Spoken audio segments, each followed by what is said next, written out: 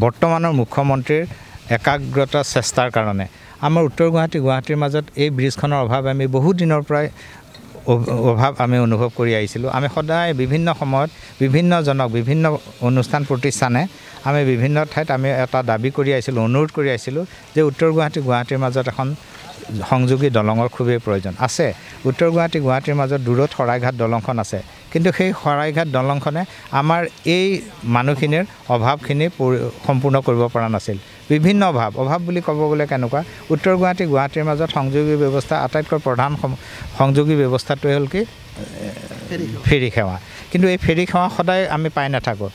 বাৰিষা নহয়, কেতিয়াবা জাহাজ বেয়া হয়, কিন্তু যিখিনি সময়ত আপুনি চাব যে পৰীক্ষা চলি থাকে সেইখিনি সময়তে জাহাজ বেয়া।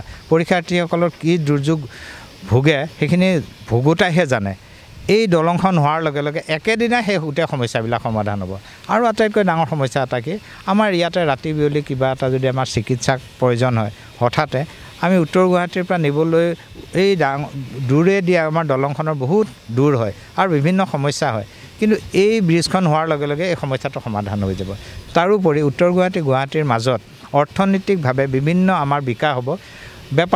বেপাৰ কৰিবৰ কাৰণে ইমান দূৰ ঘূৰি অহা এক বেগ আপোনাৰ চিমেণ্ট আনিবলৈ গ'লে 10 টকা এটা বেছি পৰে, সেই বস্তুটো সমাধান হৈ যাব।